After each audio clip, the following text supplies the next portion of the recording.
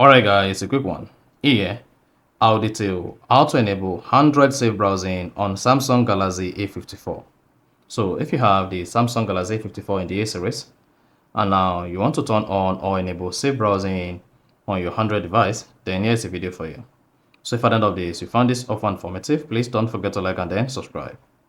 Now, to enable safe browsing on Samsung Galaxy A54, all you need to do is go ahead and open the settings application on your phone. Once you open the settings app, scroll down, just keep scrolling, locate and click on security and privacy. Now under security and privacy, scroll down, click on more security settings. Now locate and click on Android safe browsing.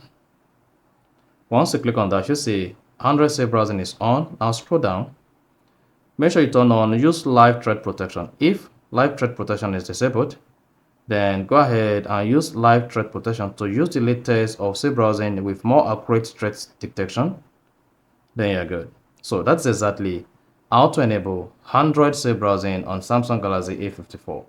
So if you found this offer informative, please don't forget to like and then subscribe.